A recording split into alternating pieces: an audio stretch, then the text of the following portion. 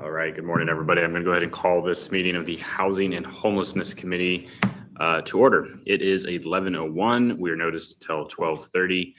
We'll begin with member introductions. On the phone, we have Mr. Johnson. Yes, I'm here. Thank you, sir. Ms. Silvers. Here. Excellent. And I am Jared Kirker. Thank you, everybody. For those on the phone, please do send me a text if you would like in the queue. We're going to dive straight into business. I believe first up we have the mayor's report.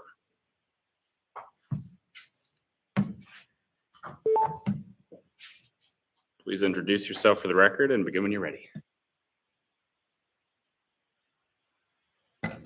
Good morning. Thea Agnew-Benben, Special Assistant to the Mayor. I just have a couple brief updates. One on our micro-units project, now referred to as Willow Commons. We appreciate the Assembly passing the contract at the last, not last night's meeting, but the one before. We're still working with the operator to get some of the details kind of ironed out. So we're meeting with them tomorrow. Just trying to get some of our operational questions answered. And anyway, so we'll continue to work on that and let you know as soon as it's signed. Also wanted to let the members know that we are, and I know I've given a brief report on this before, we are going to proceed with a funding request to the Rural Health Transformation Program. That's the large amount of federal funds that's come to the state of Alaska.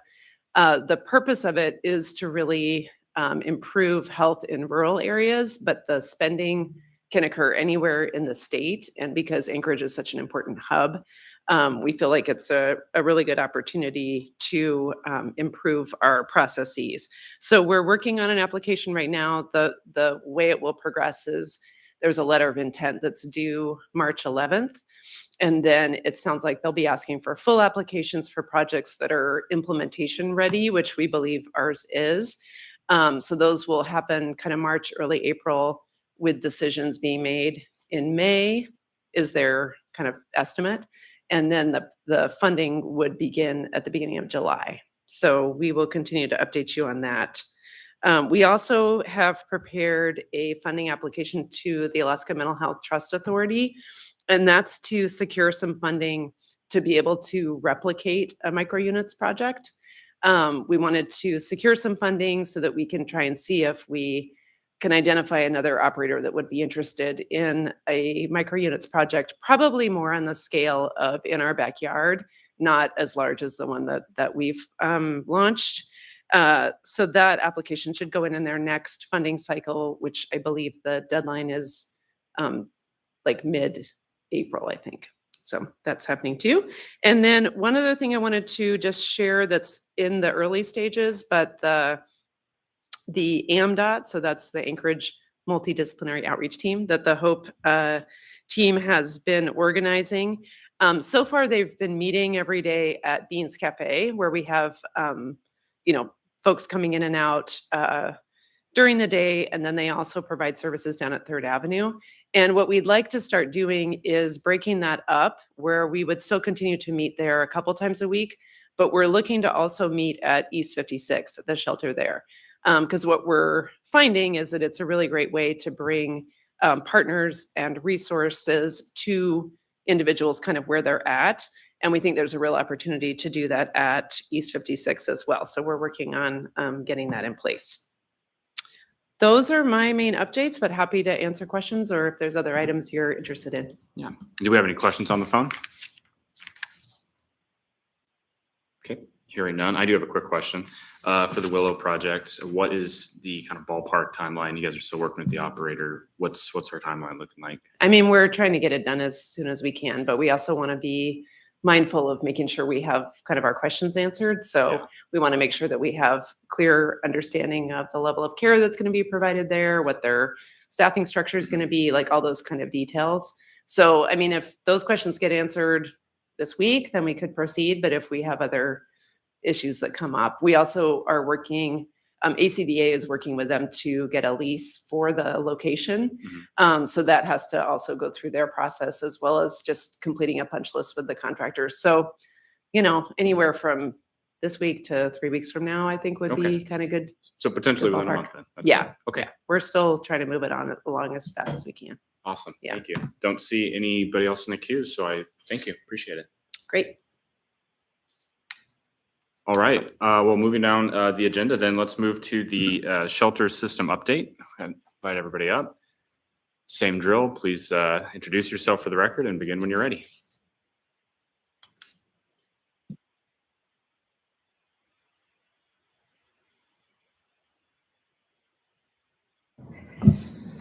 Thank you. My name is Kathleen McLaughlin. I'm with Restorative and Reentry Services.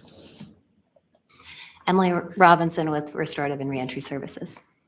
We just had a few updates to talk about. Since the last meeting and our report, we started an audit of the use of the beds. We have 450 beds, and our goal is to figure out who is using them and why. So approximately 2 weeks ago, we started going into the shelters and specifically targeting individuals to ask, why are you here and what is your exit plan to get out? As a result of that, we are starting to move people in between the shelters as well as into BFS, complex care, in order to best serve people at the level of need that they have. So that has been one of our primary goals. What has been interesting is to see why people use shelter. And some individuals have normalized shelter as just a part of their life. And what our goal is for the next month is to start disrupting that cadence. And so we can get people thinking about what are next steps rather than continuing to live on a day-to-day basis. To that end, we met with the Alex leadership or the MASH leadership to talk about how to best use the Alex hotel rooms. And we will be bringing up more recommendations to the mayor's office with respect to how to use those beds more efficiently and more practically, because it should be used as a launch pad to get people into housing. And it has been doing that, but we need to beef that up. Emily will talk about the curfew. We're going to do a change in that. We also have been working, because we don't have a warming site, we have been working on trying to get people into the right places at the right times at night.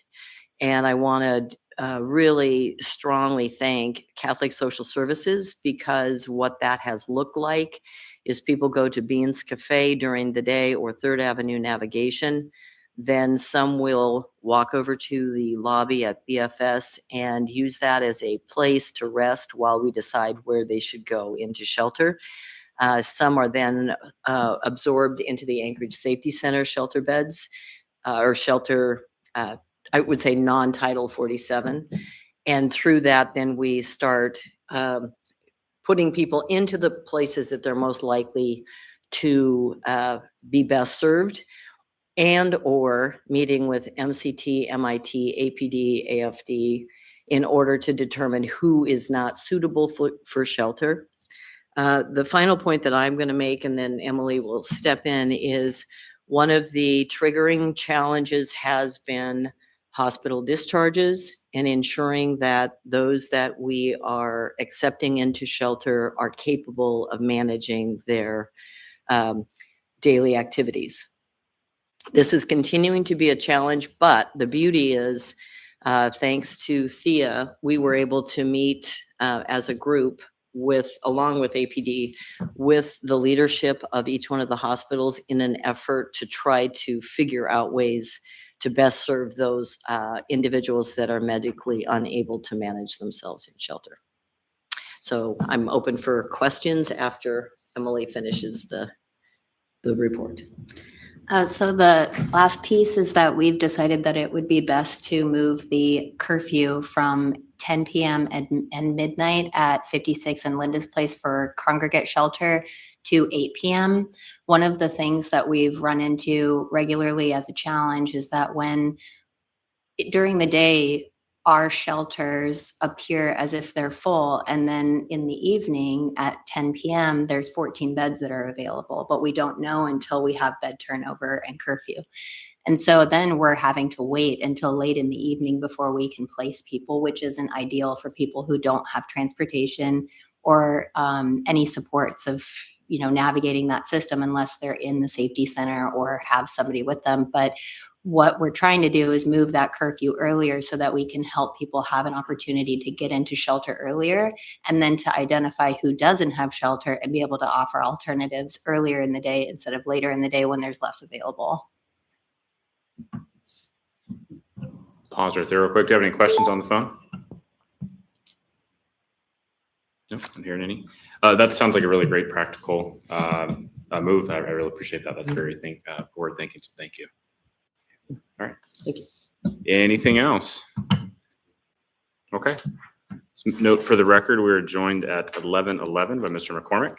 We're going to go ahead and move on. Thank you. Hey, Keith. We're going to go ahead and move on to community safety and development updates from the Anchorage Health Department. So, same thing. Please begin. Please introduce yourself for the record and begin when you're ready.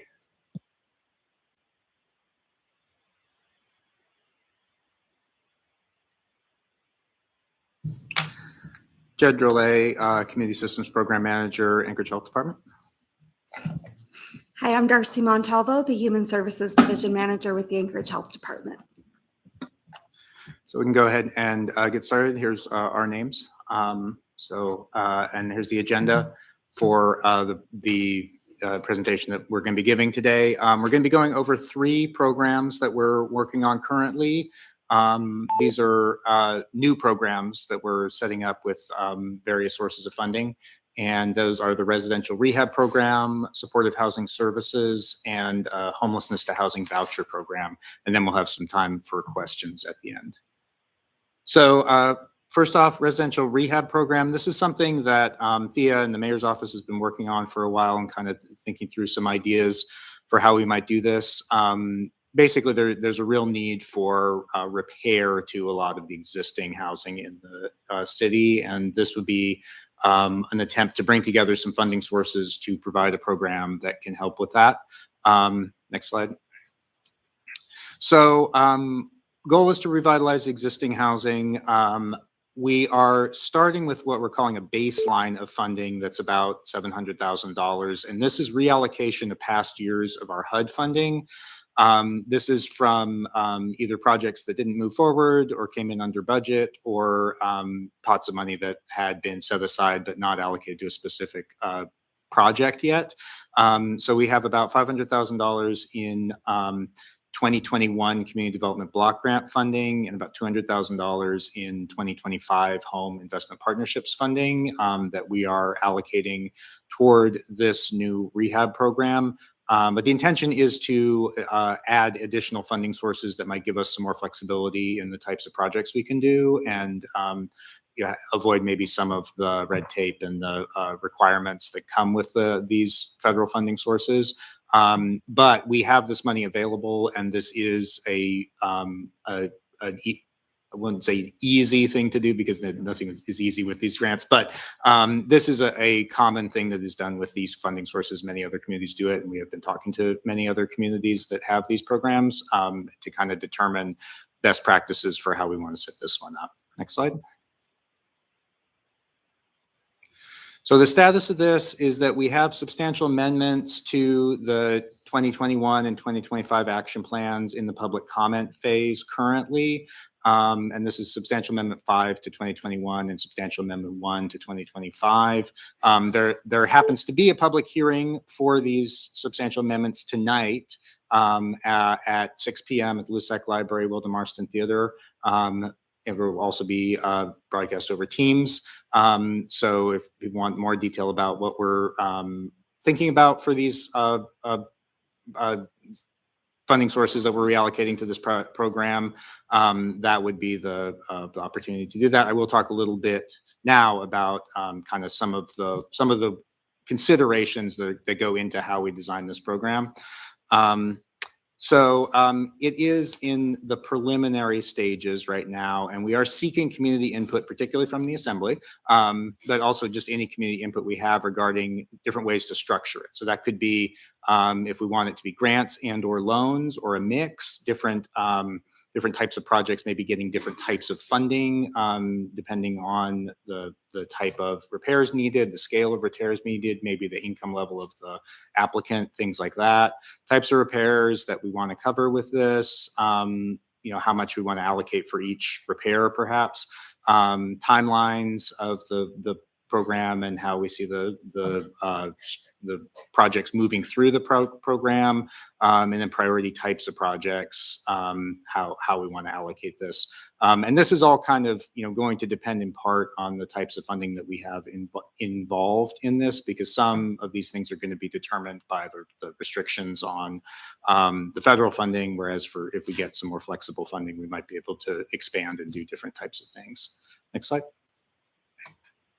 So this is a matrix here that we are planning to use kind of as a decision tool. This is based on a decision tool that the city of Walla Walla, Washington developed when they recently set up a rehab program similar to this. We met them at a conference, Northwest Association of Community Development Managers, in the fall, and they provided us with a copy of their matrix. That kind of goes through a few different structures of how this type of program could work. So you could do it as a grant, which would not require repayment, go directly to the household or the project. You could do a forgivable loan that doesn't need to be repaid if the household meets certain conditions. So you could require continued residency for a number of years, and then the loan would be forgiven. But if they don't meet that requirement, they'd have to pay it back. You could do a deferred loan, a loan where repayment is postponed, and this is typically put on as like a second position on the house and gets paid off when the house is sold. We have in the past had rehab programs that have used this structure or a combination of the deferred loan and forgivable loan, where it's forgiven up to a certain amount and then the rest is deferred until the house is sold. And then the loan is repaid out of the proceeds of the sale. We could also do an amortized loan, which would just be a standard loan, regular monthly payments, interest over a fixed term. That has some advantages relative to the deferred loan, depending on what priorities we're trying to meet. And then another approach would be an affordability covenant, which would be a legal agreement recorded on the property that ensures it remains affordable for a set period or permanently. And this, would be a different structure to accomplish some of the same goals as some of these funding structures. Next slide.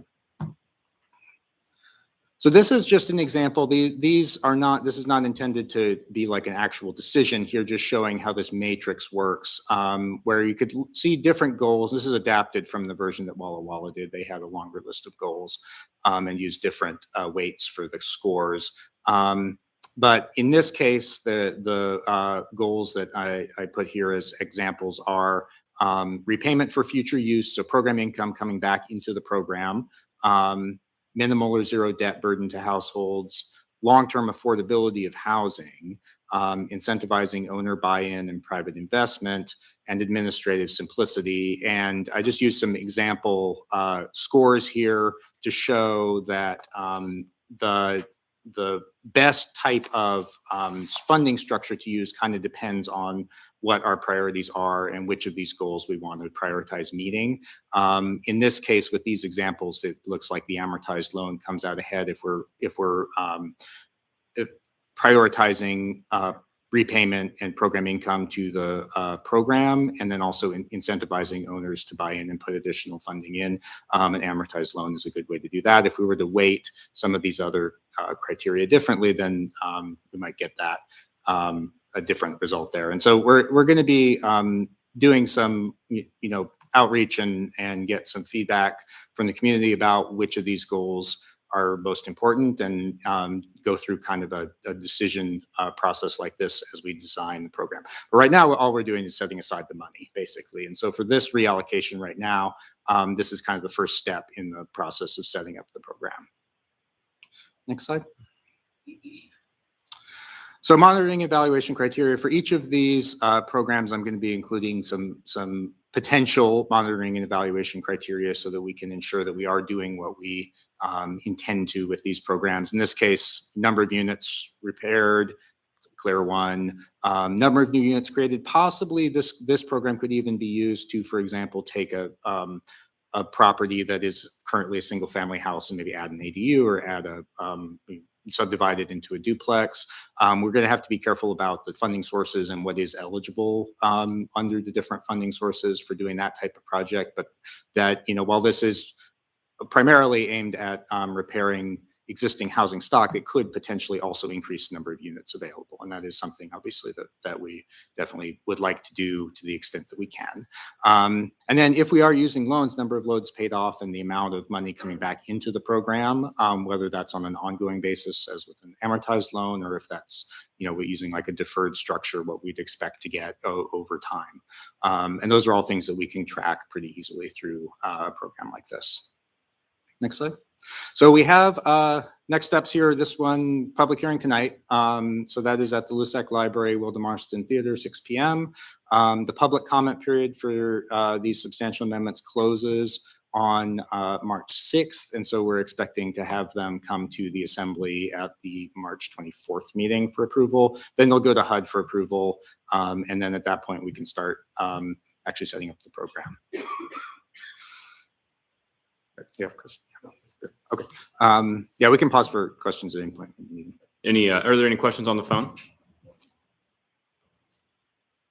I've had a few questions, and as I'm writing them down, you go to the next slide and it answers it. So you're crushing it. This is how you do a PowerPoint, folks. Please continue. Thank you. Okay, well, I'll move on to the next program then. And this is supportive housing services, what we're calling it. And as an example, I included a picture here of Rural Cap's Muldoon Garden Safe Harbor project, which is at Muldoon and Peck, just south of the Glen Highway. This is kind of a cool project that we put funding into when they initially redeveloped the site. It has both transitional housing and permanent supportive housing on the two sides of the building. So on the left, there is the transitional housing, and then for families, and then as they get stabilized, they can move over into the permanent housing on the other side. And that's just to illustrate kind of when I talk about supportive housing, this is the type of facilities that we're talking about here. Next slide. So the goal here is to put some money toward expanding supportive services to residents who may need a higher level of care than is being provided in existing facilities. And we're setting aside two sources of funding for this with the total $1,350,000. These sources are the Home ARP allocation. This was a special allocation of home investment partnerships funding that was part of the American Rescue Plan. That's the ARP there in 2021. And so we set aside $550,000 of this in that in our allocation plan for that. And then we are also including $800,000 in general funds that were originally appropriated in 2022 and have been rolled forward and reappropriated each year since that. Most recently, February 3rd in AR 2026-27, that reappropriated several different pots of past year's general funds, including this one, to go into this program. Next slide, please. So this program, we are at the point of issuing an RFP or request for grant proposals technically, and that would go out, we're expecting next week, and planning to do a 21-day proposal period, which would end around March 16th. That would put us at the April 14th Assembly meeting as the target date to get a agreement approved by the Assembly for this. So we are kind of on the verge of soliciting applications to do this. The money's in place. It's just a matter of getting someone to provide the services.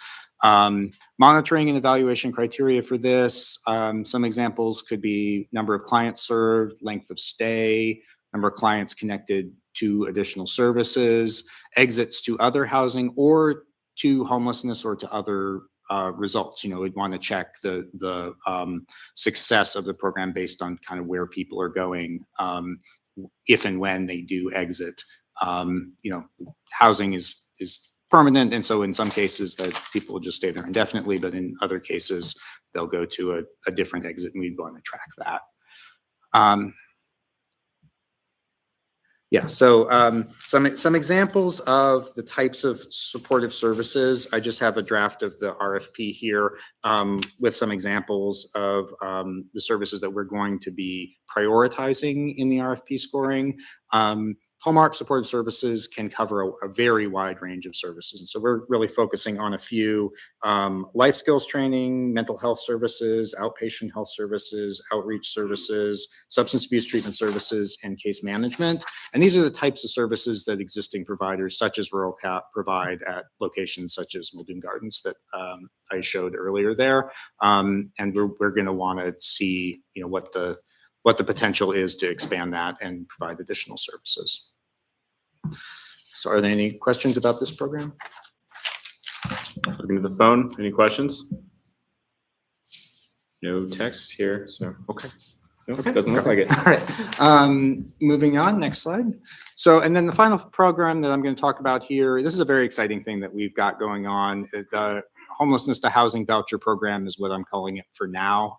We might need a snap of your name at some point.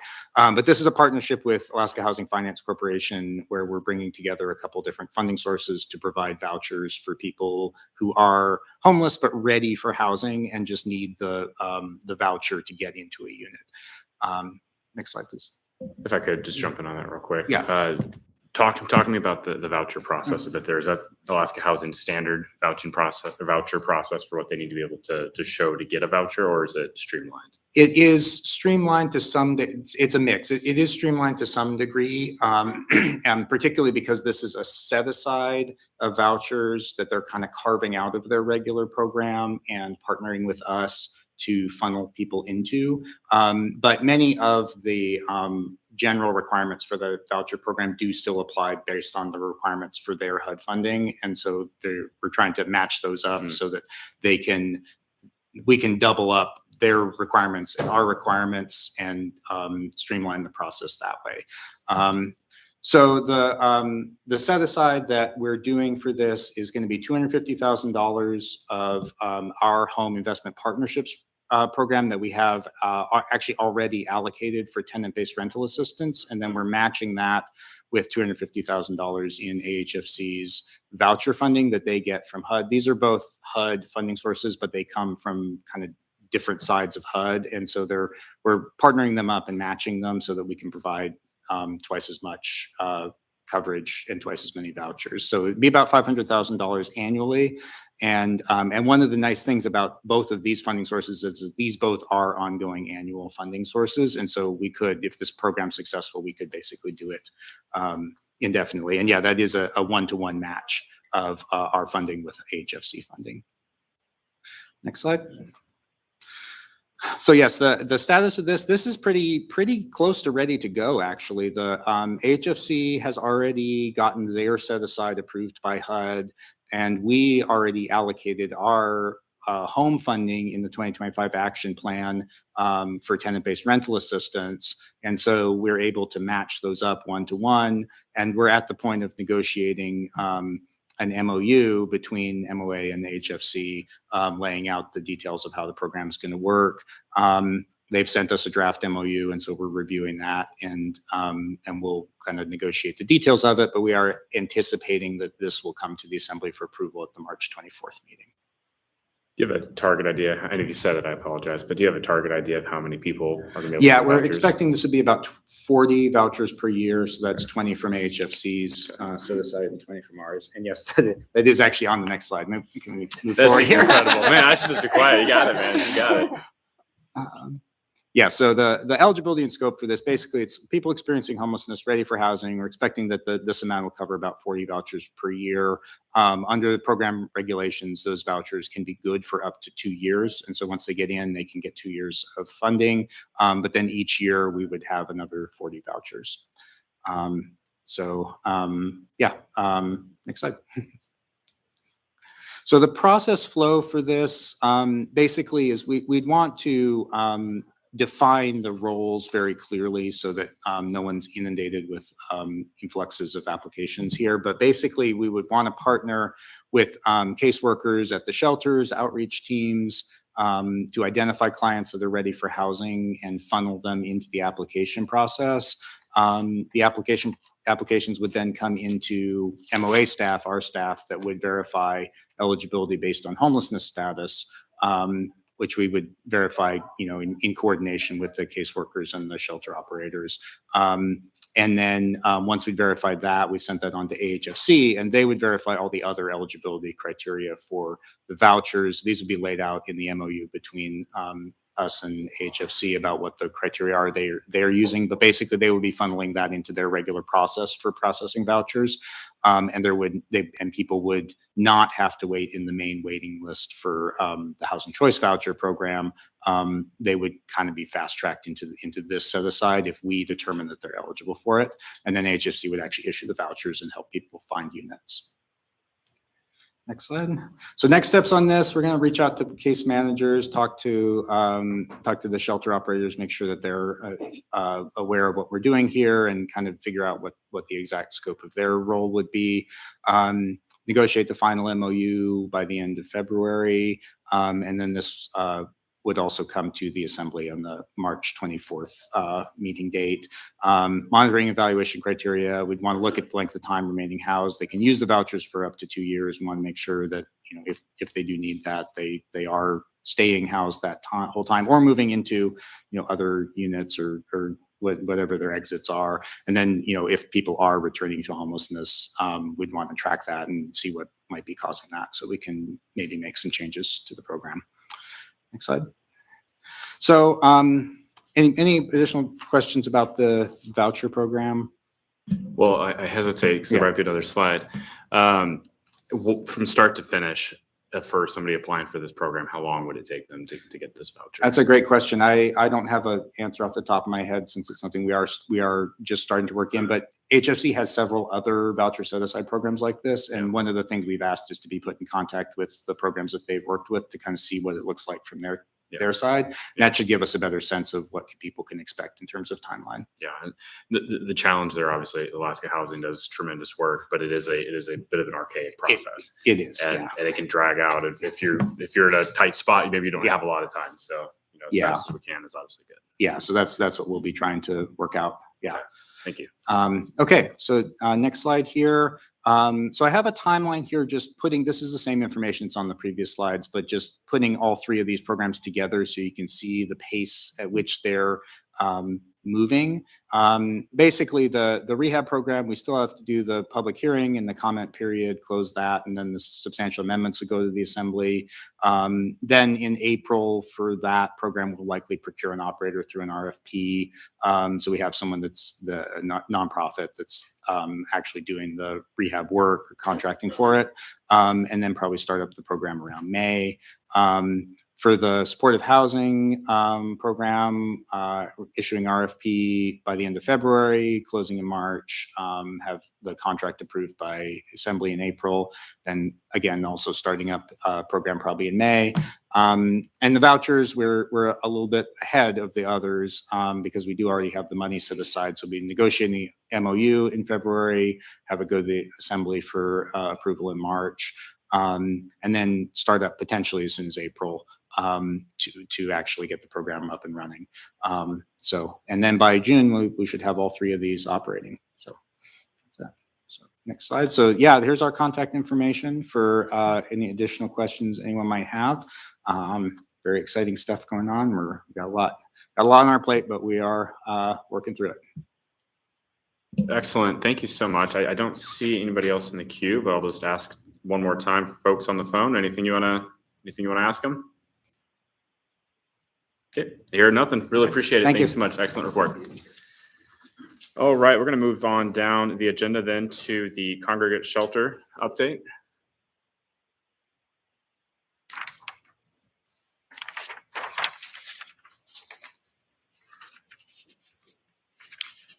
Please introduce yourself and begin when you're ready.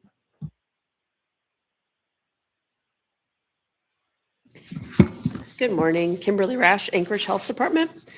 So I'm just going to be providing some high-level overview of some policies and procedures that the health department has made to the congregate shelter system. So annually, the Housing Services Division Manager and team reviews and updates the AHD's congregate shelter policies and procedures to ensure that services remain safe, effective, and follow best practices. As community needs, public health guidance evolves, policies must be revised to reflect the changes. Ongoing reviews also help identify service gaps, improve operational efficiency, strengthen risk management, and promote equitable and trauma-informed care. Keeping policies current supports staff accountability, protects clients and the organization, and ensures high-quality service delivery in a dynamic shelter environment. What we noticed is that language in the current or previous P&P was not clear. Inconsistent practices were occurring. Therefore, we made some clarifications on what was already existing. And so there are some sections that I'll go over here in a second. Section 2.2, which is operating hours and emergency responder access. Emergency responders include without limitation the Anchorage Police Department, Anchorage Safety Patrol, and Anchorage Fire Department.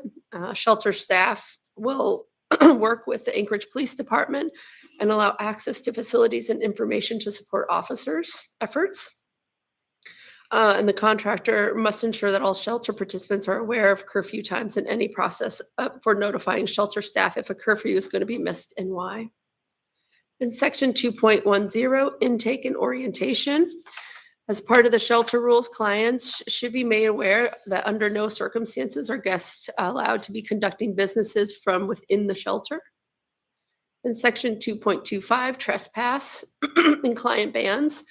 The contractors may issue time-limited bans for up to 30 days as needed to ensure the safety of clients, staff, and the facility.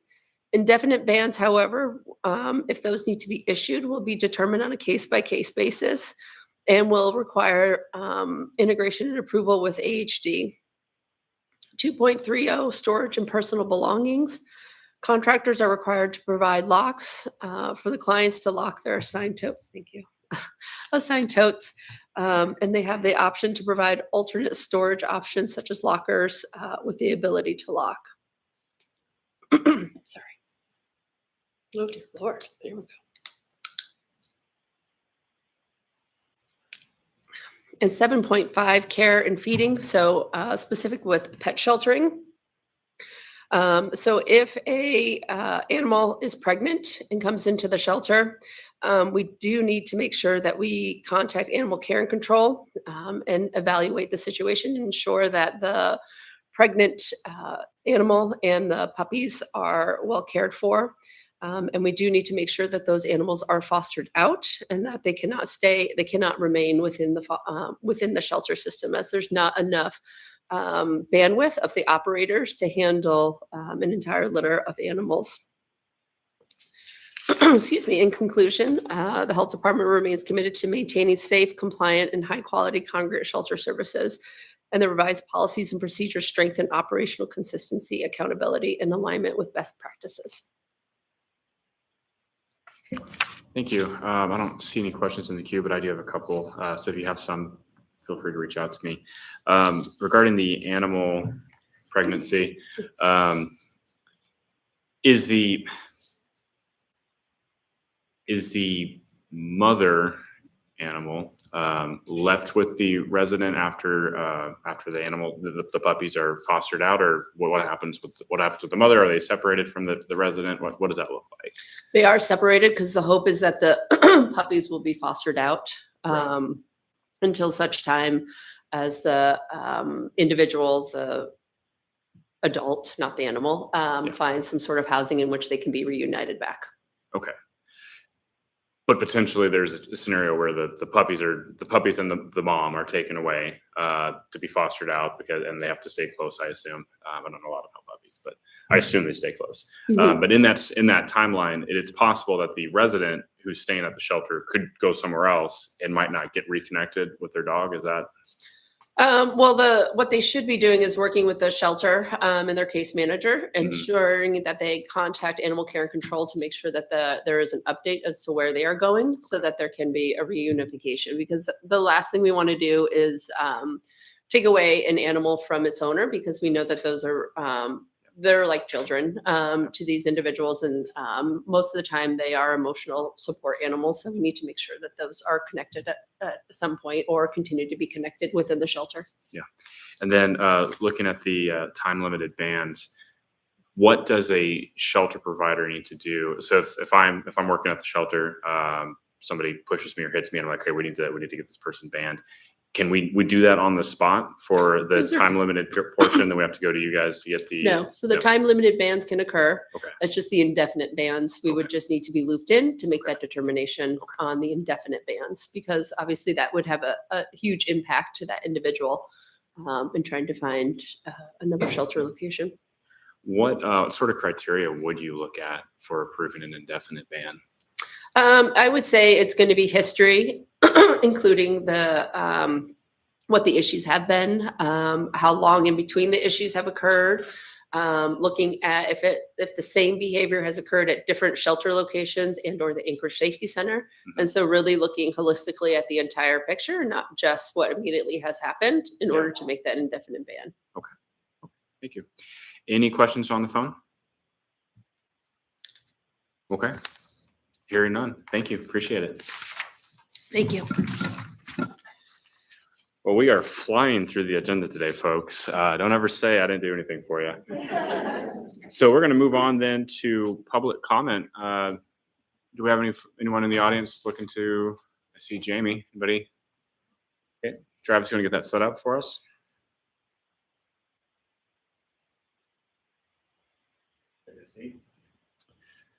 Yeah, I think we'll set you up at the podium.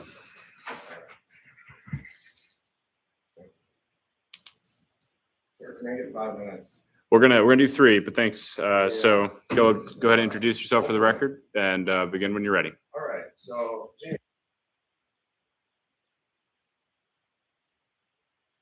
Oh, shoot.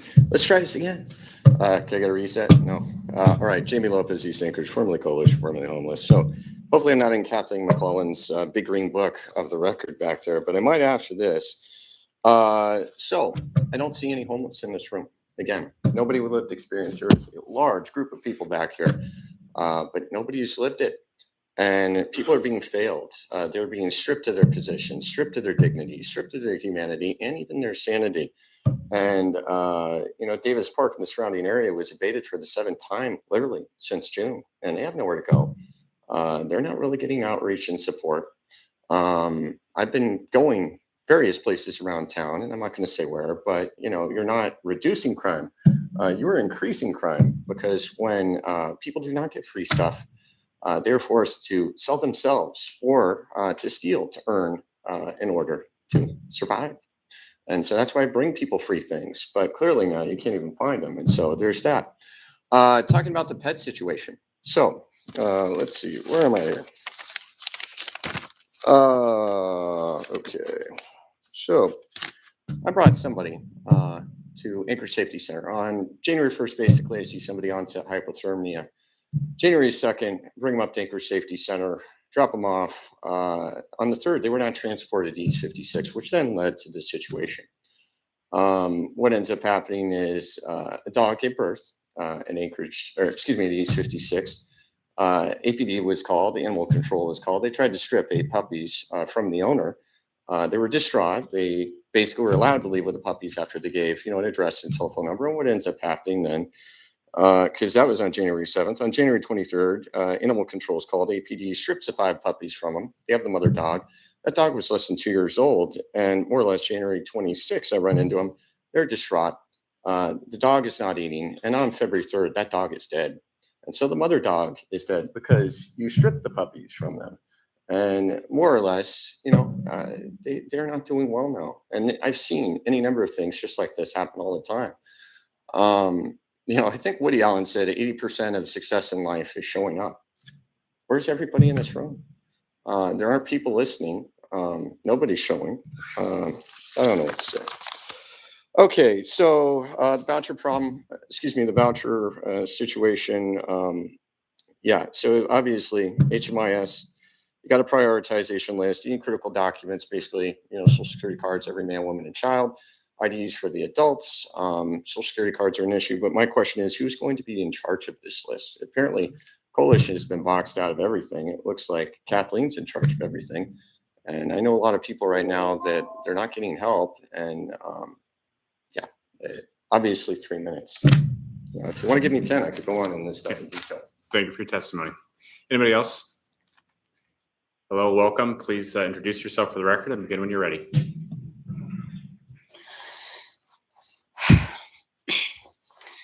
Hello, my name is Miss Sophia O'Neill, and I reside in Eagle River. I stand before you today as an independent. I represent no agency, either public or government, just myself. I'm here before you because there are those of us, more than you know, that walk the line, do our best, and sometimes there are just circumstances that get in the way. It has nothing to do with the core. It has nothing to do with how you were brought up, or sometimes people will assign bad decisions. Sometimes it is life. I myself, I'm a person that I don't just talk to talk, I walk to walk. Those of you who are my age understand that statement. I have, since I moved into my studio in Eagle River, worked with the landlord multiple times on how deteriorated in the living conditions of where I live. For everyone. I did not speak just for myself. And I did not immediately seek code enforcement. Tried working with the landlord, tried being patient. Over a year, there were some intolerable circumstances on the conditions of the living space. I always paid my rent because I knew that the only way that I would be heard is if I was responsible and consistent. I'm able to do that because of my circumstances and being able to work alone, be alone, and solve problems. Long story short, it took so much patience. I got a job, and I was able to, when the water flooded, when sewage would come up through every pipe in the apartment, when electricity would either go out or fuses were blown, when heat wasn't available, I knew to work with the landlord and to give conditions. Please take care of this because I know where to go. And eventually things would be repaired. So I believed to my core of core that there's so little housing that to mediate and negotiate is sometimes what you have to do. I have more to say, but sorry. Okay, I'll be back another time. Okay, thank you for your comment. Anybody else wishing to testify today? Okay, seeing none, this meeting is adjourned. Thank you.